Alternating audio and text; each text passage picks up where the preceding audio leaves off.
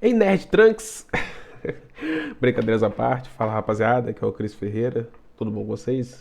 Estamos aqui para mais um vídeo e dessa vez vamos falar sobre o cinema nacional, mundial, o cinema que nos últimos anos, pelo menos aí, desde a pandemia para cá, vem sofrendo bastante decadência.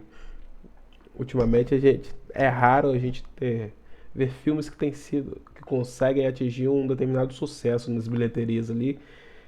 Geralmente os últimos filmes, e principalmente os filmes da Disney, da Marvel, que vinham batendo muitos recordes. O Vingadores Ultimato chegou a bater bilhão de bilheteria. E ultimamente os filmes muito mal têm ali conseguido bater os custos. Nem lucro tem dado.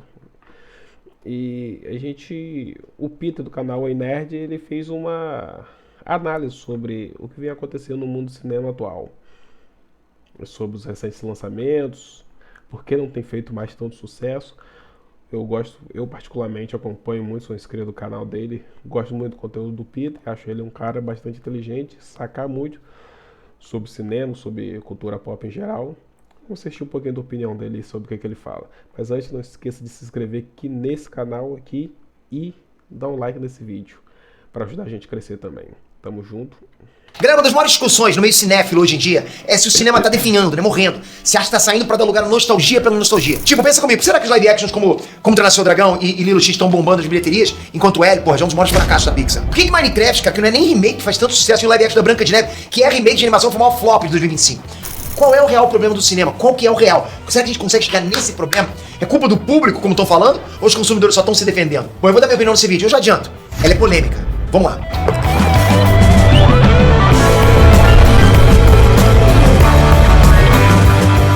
Antes, Peter aqui, ó, como eu falei, esse papo vai ser polêmica, mas eu acho que eu gosto de vez em quando aqui conversar esse tipo de coisa com vocês, né? Porque, apesar de eu acreditar, né, que a maioria das pessoas com bom senso vão concordar com o que eu vou falar nesse vídeo aqui. A opinião é polêmica, né? Cacete 4, fica à vontade pra dar sua visão nos comentários, mas claro, primeiro, assiste o vídeo inteiro, até porque eu vou trazer números aqui, ok? Bom, no exato momento que eu tô gravando aqui esse vídeo, ali... Cara, geralmente eu costumo assistir, navegar sempre no mobile, sempre no telefone, inclusive assistir vídeo também. Nunca tinha reparado como o olho do Peter pelo menos esse olho esquerdo, que esse olho de frente. O olho direito, pra quem tá olhando de frente, sim, o olho dele você percebe uma diferença nítida pro outro olho. E ele já falou em entrevista que ele é praticamente cego de um olho. Agora, olhando em tela grande, dá pra você perceber direito.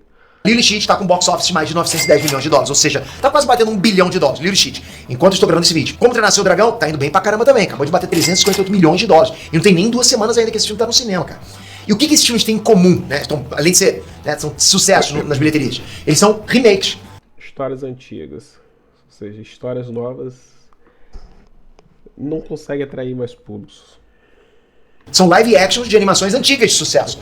Cara, percebe isso, padrão? E atualmente parece que essa é a fórmula do sucesso, cara. Sabe, apelar pra nostalgia, trazer de volta aquele sentimento de quando você era mais novo, sabe, de quando você era criança. Percebe onde eu quero chegar. Ao mesmo tempo que pro público, né, um ponto seguro cinematográfico, pro estúdio também é investimento seguro, sabendo que eles estão colocando no cinema um produto que meio que já foi visto, né, já foi aprovado, já é popular, já tem nome, já é validado, né, já se vende sozinho. É um produto que os pais vão levar as crianças, entende? Então pros estúdios, porra, vou botar dinheiro aí. E logicamente, como toda onda aí que a gente conhece, existe a galera do contra, né? Tem uma galera mais cult, mais cinéfila, tá, porra, fervendo de ódio contra esse apelo à nostalgia que a indústria do cinema tá fazendo.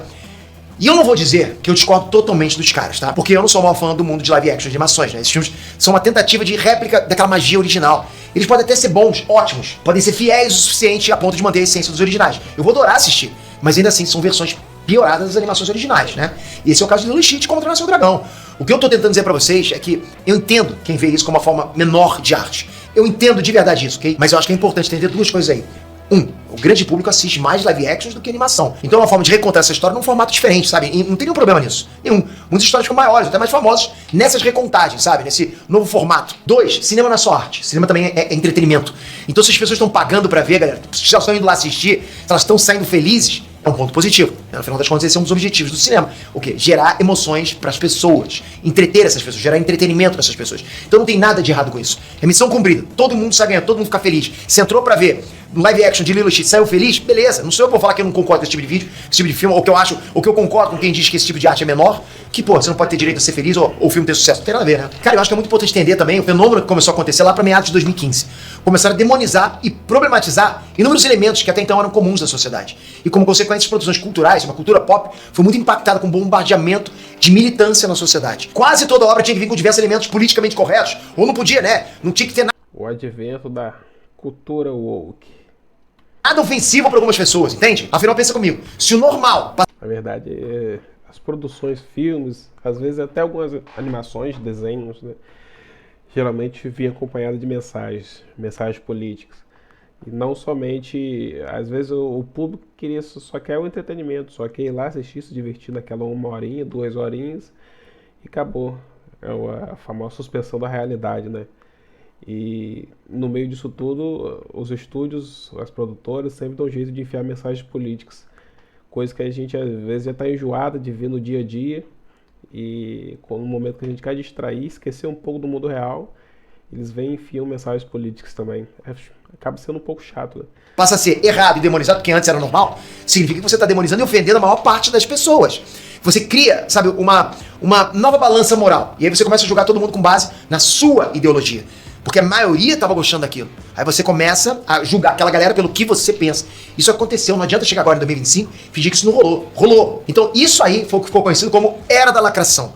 Óbvio que tem gente que exagera e chama tudo de lacração, óbvio que existe isso. Mas também não dá pra negar que aconteceu, acontece e foi extremamente destrutivo pra cultura pop, pro cinema. Grandes diretores que já comentaram sobre, né? O próprio Tarantino. O próprio Tarantino falou lá, hoje em dia a política tá vindo antes da arte. Tinha gente da indústria indignada com o que estava acontecendo. E as animações, cara, até as infantis, viraram alertas para os pais que não queriam que os seus filhos lá fossem pegos nessa onda de ideologias lá em filmes modernos, animações modernas. Então a questão, cara, é que o público perdeu a confiança nos estúdios. Simples assim. Houve um distanciamento muito grande, né, entre o público e as empresas. Aí depois dessa era, as pessoas já não confiam mais em animações modernas, né? Conteúdo moderninho para as crianças. Agora acabou de sair L, por exemplo. E mesmo que o filme fosse excelente, as pessoas não confiam mais, cara. Elas não têm interesse em produções modernas mais, sabe? Não é à toa que L se tornou o maior flop da Pixar. É a pior estreia de um filme da Pixar de todos os tempos. E não tem nada a ver com o filme em si, nada a ver. Tem a ver com o mercado, né? É o momento.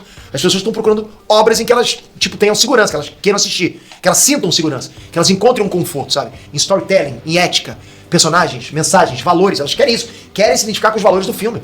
E elas encontraram isso nos clássicos, em obras de outro período da sociedade mundial, percebe? É por isso que as maiores bilheterias desse ano são Como Treinar Seu Dragão, Lilo e Stitch e Minecraft. Mesmo que Minecraft não seja nenhum live action de animação, cara, as pessoas tinham uma segurança de que iam ver uma adaptação de um game nostálgico, inocente, sem ideologia, sabe? Sobre um mundo feito de quadrados.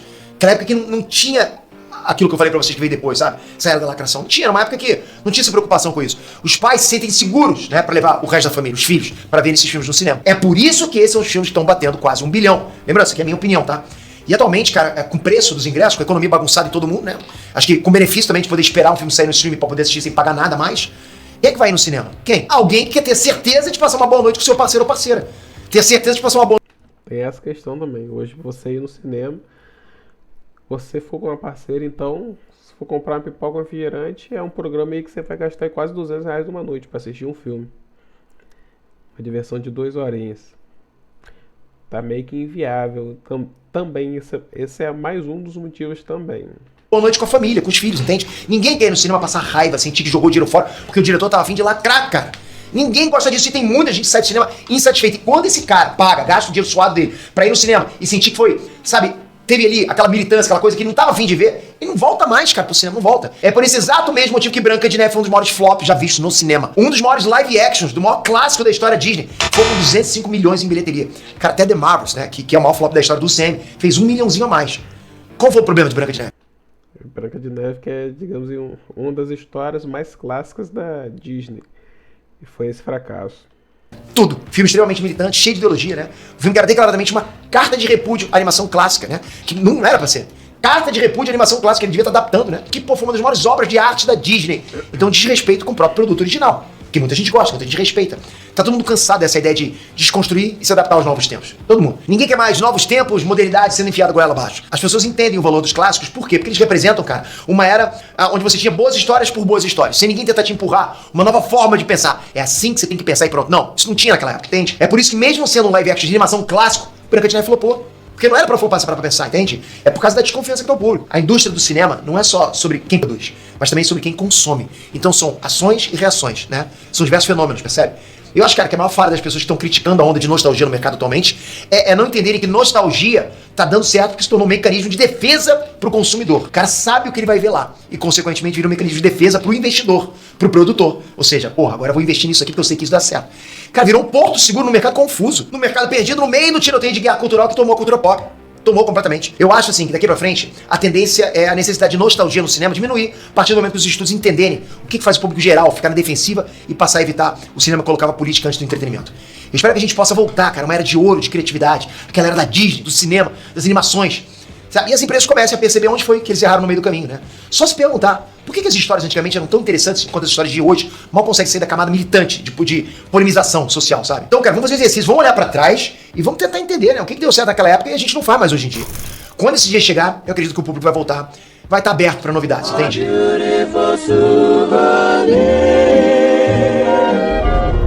Bom, essa é a minha opinião sobre o que está acontecendo no cinema, sobre essa crítica à nostalgia que muita gente tem feito, né?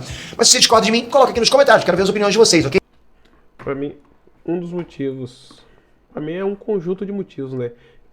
Pelo que está causando essa evasão dos cinemas, essa crise nos cinemas. Um dos motivos pra mim é falta de qualidade nas produções, o valor caro também, crise financeira, que é não só nacional, que é mundial também. E o cinema é uma experiência que não está tão barata mais hoje em dia. Vou te falar que e a rapidez também com que os filmes, as produções saem do cinema e vão parar nos streams agora, e agora são milhares de streams espalhados, né? Tem HBO, Netflix, Max e não sei o que, e Disney. Você tem milhares de streams para assinar. Se o cara for assinar todos, o cara vai pagar uma fortuna de dinheiro de mensalidades por mês. Eu mesmo, antes da pandemia, depois da pandemia, né, por caso, a pandemia ficou tudo fechado, ninguém saía para lugar nenhum. Logo após a pandemia, a primeira vez que eu fui no cinema depois da pandemia, de 2020 para cá, a pandemia começou em março de 2020, foi para assistir o filme do Wolverine e Deadpool. Isso foi ano passado, quase um ano atrás. Ou seja, mesmo depois da pandemia, levei quase 4 anos para voltar a ir no cinema. Para achar que tivesse isso, porque eu achei que esse era um filme que valesse a pena eu sair de casa, pagar o ingresso e assistir no cinema.